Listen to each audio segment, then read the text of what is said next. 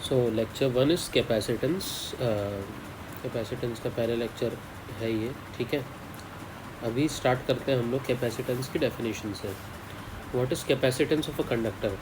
Capacitance का मतलब technically होता है कि capacity to store the charge and energy. यहाँ पर चार्ज है तो रिलेटिवली उसका एक एनर्जी भी होगा। Capacity of any conductor to store the charge and energy is known as the capacitance of the conductor. अभी क्या होता है कि जैसे कि आपने किसी आइसोलेटेड कंडक्टर को चार्ज क्यों दिया, फॉर एग्जांपल, जैसे आप उसमें चार्ज देंगे तो उस कंडक्टर का वोल्टेज एक डेवलप हो जाएगा।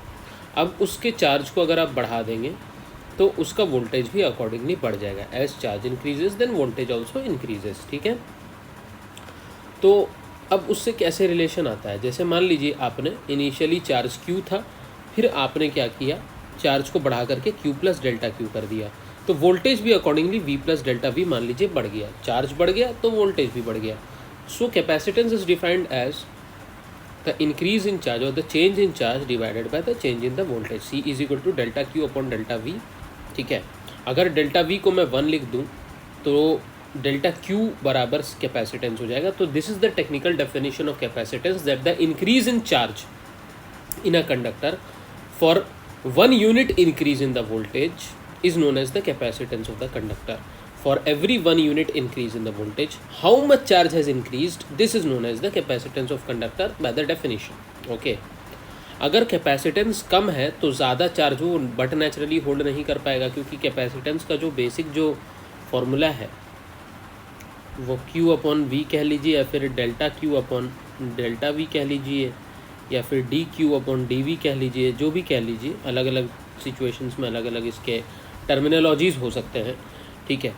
तो अगर वोल्टेज को आपने फिक्स कर दिया तो कैपेसिटेंस के वैल्यू के हिसाब से उसकी चार्ज की स्टोरेज कैपेसिटी होती है। तो अगर कैपेसिटेंस की वैल्यू कम है तो उस स्पेसिफिक वोल्टेज पर चार्ज की वैल्यू जितना वो होल्ड कर सकता है वो भी कम है।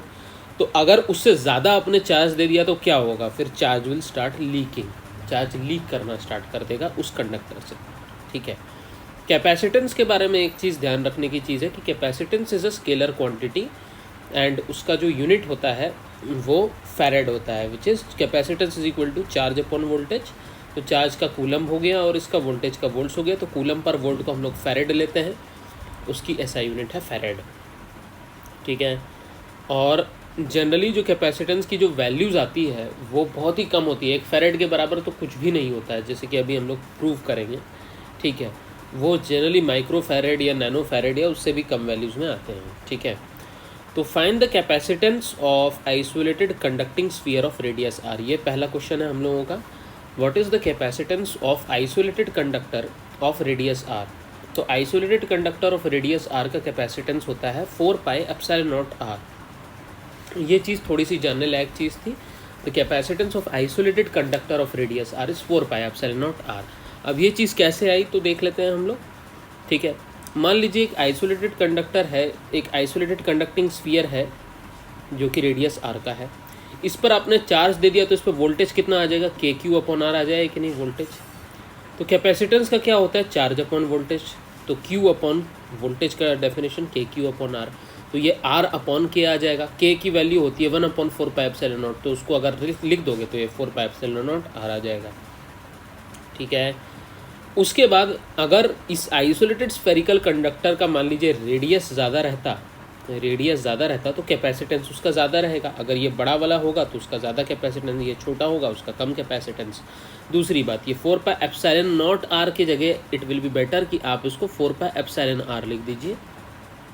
4 pi epsilon R which is equal to 4 pi epsilon naught into epsilon R into R, ठीक है, where epsilon R is dielectric constant, ठीक है। ये लिख लेने से होता क्या है कि ये अब मीडियम पर भी डिपेंड कर जाएगा, क्योंकि अब अगर आपका ये मीडियम है, जैसे कि नॉर्मल आपका वैक्यूम है, तो उसमें तो एप्सिलॉन नॉट ही लगेगा, क्योंकि एप्सिलॉन आर की वैल्यू वैक्यूम में 1 रहती है, ठीक है।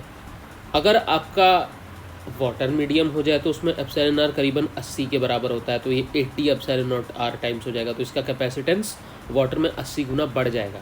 So capacitance not only depends on the radius of the spherical conductor, it also depends on the medium in which this sphere is placed. ठीक है, तो उसी तरीके से capacitance depends upon which factors. तो factor number 1 is shape and size of conductor, मतलब basically R. Shape से कैसे होता है, जैसे कि मान लीजिए कुछ एक आपका नोकीला शेप होता है ना, अगर ज़्यादा नोकीला शेप होता है तो उसमें से चार्ज जल्दी लीक करता है, वो कोरोना इफेक्ट अभी हम आगे पढ़ेंगे इसके बारे में. ठीक है, तो ज़्यादा नोकीला या ज़्यादा शार्प एजेस नहीं होने चाहिए, otherwise charge will start leaking and उसकी कैपेसिटेंस कम होती है. दूसरा size of conductor, obviously radius बड़ा होगा तो कैपेसिटेंस बड़ा होगा. दूसरा सराउंडिंग मीडियम, अभी बता दिया हम लोगों ने कि अगर आपने ऐसे सराउंडिंग मीडियम में रख दिया जिसकी एप्सिलॉन आर या डाइलेक्ट्रिक स्ट्रेंथ जिसकी ज़्यादा है तो उसकी कैपेसिटेंस भी बढ़ जाएगी. फिर तीसरा जो कि बहुत ही ज़्यादा इंपॉर्टेंट है, this is the presence of another conductor. अब प्रेजेंस ऑफ अनदर कंडक्टर का मतलब क्या होता है भाई साहब, अब इसको थोड़ा सा ध्यान से समझ लीजिए. ठीक है, अगर एक आइसोलेटेड कंडक्टर था तो उसकी कैपेसिटेंस कितनी थी, 4 पाई एप्सिलॉन आर. ठीक है, उसी तरीके से मान लीजिए कि मैंने एक आइसोलेटेड एक पूरे अर्थ को ही मैंने एक आइसोलेटेड कंडक्टर की तरह ट्रीट कर लिया तो उसकी कैपेसिटेंस कितनी आ जाएगी, 4 पाई एप्सिलॉन नॉट आर आ जाएगी. ठीक है, तो 4 पाई एप्सिलॉन नॉट आर का मतलब आर अपॉन के वैल्यू आ जाएगी. के की वैल्यू 9 × 10⁹ आती है. आर की वैल्यू आप लिख दीजिए, रेडियस ऑफ आर 6400 किलोमीटर्स होता है. आप ऐसा यूनिट में सबको लिख देंगे. फाइनली ये 711 माइक्रोफेरेड आ जाएगा. इसका मतलब 711 × 10⁻⁻6 फैरेड आ जाएगा. इतना कम. This is the value of capacitance of entire earth. Then entire earth is taken as a isolated conductor. This is the value. आप ये समझ सकते कितना कम होता है. तो आइसोलेटेड कंडक्टर्स का कैपेसिटेंस जनरली हमेशा ही कम होता है. ठीक है, तो जनरली हम जो कैपेसिटर्स वगैरह यूज़ करते हैं तो हम एक सिंगल आइसोलेटेड कंडक्टर को यूज़ नहीं करते हैं. हम क्या करते हैं कि हम ग्रुप ऑफ कंडक्टर्स को यूज़ करते हैं, पेयर ऑफ कंडक्टर्स को यूज़ करते हैं, और उस पेयर ऑफ कंडक्टर्स को यूज़ करने के वजह से कैपेसिटेंस बहुत ज़्यादा बढ़ जाता है, जिसके बारे में अब हम लोग पढ़ेंगे. प्रेजेंस ऑफ अनदर कंडक्टर, जो कि आपका थर्ड पॉइंट था भाई. ठीक है, let's start studying about the next thing which is the presence of another conductor. Right, so अभी मान लीजिए कि आपने क्या किया कि एक क्यू चार्ज का एक कंडक्टर प्लेस कर दिया. ठीक है, एक आइसोलेटेड कंडक्टर था, उसके पास में एक न्यूट्रल कंडक्टर लिख दिया जिस पे अभी कोई चार्ज नहीं है.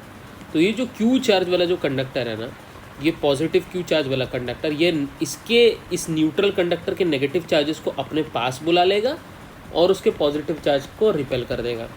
तो इस तरीके से इस न्यूट्रल कंडक्टर पर इस कंडक्टर चार्ज कंडक्टर की वजह से इंड्यूस्ड चार्जेस आ जाएंगे. Negatives will be near by this plus Q charge and positive will be repelled and far away from this. तो ये इंड्यूस्ड चार्ज डेवलप हो जाएंगे. ठीक है, तो इंड्यूस्ड चार्ज डेवलप होने, ठीक है, तो अब उसके वजह से क्या होगा. इनिशियली मान लो कि सिर्फ ये आइसोलेटेड चार्ज कंडक्टर था तो उसका वोल्टेज V आ गया, मान लो इनिशियल वोल्टेज है V उसका. अब जब एक और कंडक्टर, एक न्यूट्रल कंडक्टर को आपने उसके समक्ष प्लेस कर दिया तो उसमें जो नेगेटिव और पॉजिटिव चार्जेस इंड्यूस्ड हो गए, तो अब इस नेगेटिव रीजन के वजह से एक और वोल्टेज उसमें ऐड हो जाएगा जिसको हम लोग V- बोलेंगे, और पॉजिटिव इंड्यूस्ड चार्जेस की वजह से एक और इस कंडक्टर पर वोल्टेज बढ़ जाएगा जिसको हम लोग V+ बोलेंगे. बट नेचुरल V- जो है बेटा, वो V- ज़्यादा पास में है, इसकी डिस्टेंस ज़्यादा पास है, तो V- जो कि नेगेटिव वैल्यू कॉज करेगा, बिकॉज ये चार्ज की ही वैल्यू नेगेटिव है, इसीलिए पोटेंशियल की वैल्यू नेगेटिव आ जाएगी, है ना, क्योंकि ये पोटेंशियल की वैल्यू सिर्फ चार्ज के वैल्यू पर डिपेंड करता है, पोटेंशियल तो स्केलर है. तो ये नेगेटिव वैल्यू जो बेटा जी जो है, ये negative value will be more than this positive value, because ये जो पॉजिटिव इंड्यूस्ड चार्ज है ये ज़्यादा दूर है. तो overall V negative will dominate over V positive. तो ये जो टर्म है ओवरऑल V+ + V- ये नेगेटिव हो जाएगा. तो इसका मतलब ये जो इनिशियल वोल्टेज है, इन तीनों जो फाइनल वोल्टेज है which is the sum of the initial voltage plus V- plus V+. अब जो total final voltage on this conductor है which is a combination of its initial voltage and the voltages due to induced charges, अब ये क्या हो जाएगा, ये initial voltage से कम हो जाएगा बिकॉज ये टर्म ओवरऑल नेगेटिव है. This will become less than V. ठीक है, अभी फॉर्मूला कैपेसिटेंस का बेटा क्या होता है, C = Q/V. अगर वोल्टेज कम हो गया तो कैपेसिटेंस बढ़ जाएगा कि नहीं, कैपेसिटेंस बढ़ जाएगा कि नहीं बढ़ जाएगा, कैपेसिटेंस बढ़ जाएगा। वोल्टेज क्यों कम हुआ, क्योंकि इस आइसोलेटेड कंडक्टर ने इस न्यूट्रल कंडक्टर पर नेगेटिव और पॉजिटिव चार्जेस इंड्यूस कर दिए। अब ये नेगेटिव वाला ज़्यादा पास में है तो V माइनस की वैल्यू ज़्यादा है, पॉजिटिव वाला दूर है तो V प्लस की वैल्यू कम है। तो V minus plus V plus जब ओवरऑल ऐड करोगे तो ओवरऑल वैल्यू नेगेटिव आ जाएगी, जो कि इसके वोल्टेज से जुड़ जाएगा, तो ओवरऑल वोल्टेज कम हो जाएगा। वोल्टेज कम हो गया तो कैपेसिटेंस बढ़ गया। ठीक है, ठीक है। तो अभी एक केस हम कंसिडर करते हैं। आप बोलेंगे कि सर इसमें एक न्यूट्रल कंडक्टर के जगह मुझे ये समझ में आ रहा है कि जो जितना नेगेटिव चार्ज का इन्फ्लुएंस ज़्यादा होगा इस कंडक्टर पे, उतना ही इसका वोल्टेज डिक्रीज़ होगा, उतना ही इसका कैपेसिटेंस इंक्रीज़ होगा। तो क्या सर मैं ऐसा करूं कि इस न्यूट्रल कंडक्टर की जगह मैं एक नेगेटिव कंडक्टर भी रख दूं? तो एक केस कंसिडर करते हैं।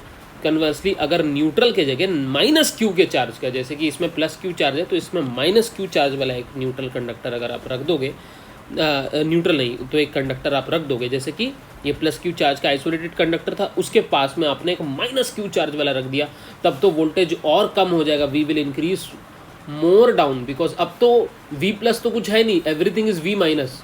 तो final voltage will become equal to V initial plus V minus, क्योंकि हर चीज़ तो V माइनस के वजह से है, और V माइनस काफ़ी ज़्यादा होगा, नेगेटिव वैल्यू काफ़ी ज़्यादा होगी, तो this will be much much less than V initial. तो final voltage will decrease and overall capacitance of the system will increase। ठीक है, increase much more, बहुत ज़्यादा increase हो जाएगा। ठीक है, यही सब है। अभी शेप पर कैसे डिपेंड करता था वो बता दिया था ना, कि शार्प एजेस होंगे तो चार्जेस लीक होने के चांसेस बढ़ जाते हैं। तो चार्जेस लीक होने के चांसेस बढ़ रहे हैं, मतलब कैपेसिटेंस डिक्रीज हो जाएगी अगर चार्ज ज़्यादा होल्ड नहीं कर पा रहा है तो। ठीक है, तो इसीलिए हम लोग क्या करते हैं, जो इंडस्ट्रीज़ में जो कैपेसिटर यूज़ करते हैं वो एक कंडक्टर हम लोग प्लस क्यू चार्ज वाला लेते हैं, दूसरा कंडक्टर उसके बगल में माइनस क्यू वाला रखते हैं, क्योंकि उसके वजह से इसका जो कैपेसिटेंस है ओवरऑल बहुत ज़्यादा बढ़ जाता है, वोल्टेज की सिचुएशन में बहुत कम हो जाती है और कैपेसिटेंस बहुत बढ़ जाता है इस पूरे सिस्टम का। तो compare to just one isolated conductor, overall इस सिस्टम का जो कैपेसिटेंस है बहुत ज़्यादा होगा कंपेयर टू आइसोलेटेड के केस में। ठीक है, तो ये करने के बाद हम समझते हैं कि इंडस्ट्रीज़ में कैसा होता है। A combination of two conductors placed close to each other is known as capacitor. तो अब एक न्यूट्रल या आइसोलेटेड कंडक्टर की कैपेसिटेंस नहीं देख रहे हम, सिर्फ एक इंडस्ट्रियल अपैरेटस की बात कर रहे हैं जो कि है एक कैपेसिटर। कैपेसिटर टेक्निकली क्या होता है, एक कंडक्टर जिसमें क्यू चार्ज है उसके बगल में एक और कंडक्टर रख दिया जिसका माइनस क्यू चार्ज है। तो ठीक है ना, तो और ये इनको क्या बोलेंगे, इन कंडक्टर्स को basically plates of the capacitor बोलेंगे। ये जो कंडक्टर है प्लस क्यू माइनस क्यू वाले, इनको प्लेट्स ऑफ कैपेसिटर बोलेंगे। और कैपेसिटर को ऐसे दिखाते हैं हम लोग, ऐसे। यहाँ पर गैप क्यों दिखा रहे हैं, कि गैप है तो यहाँ पे, तो ये इस गैप को रिप्रेजेंट कर रहा है। यहाँ पे कुछ नहीं है, यहाँ पे मीडियम है सिर्फ, नथिंग एल्स। तो कैपेसिटेंस ऑफ कंडक्टर, मान लीजिए इस कंडक्टर की वजह से बेटा ये V प्लस वोल्टेज है, इस कंडक्टर की वजह से V माइनस है। ओवरऑल वोल्टेज कितना हो गया, V प्लस माइनस और V माइनस हो गया। ऑब्वियसली V माइनस तो एक नेगेटिव वैल्यू आ जाएगी, तो दोनों को ऐड करोगे तो मतलब ओवरऑल तो सब्ट्रैक्ट ही कर रहे हो आप। तो ठीक है, overall voltage will decrease V plus plus V minus divided by total charge of one conductor Q upon V plus plus V minus. This is the capacitance, total charge upon total voltage इन दोनों का difference. ठीक है, अच्छा capacitors जो होते हैं बेटा, ये जो आता है आपके तीन पर्टिकुलर टाइप में आता है। एक तो पैरेलल प्लेट कैपेसिटर्स आते हैं, एक सिलेंड्रिकल प्लेट कैपेसिटर्स आते हैं, और तीसरे स्फेरिकल कैपेसिटर्स आते हैं। तो ये तीन टाइप के कैपेसिटर्स होते हैं। ठीक है, तो अभी के लिए इतना ही, बाकी नेक्स्ट टॉपिक जो है नेक्स्ट वीडियो में डिस्कस करेंगे।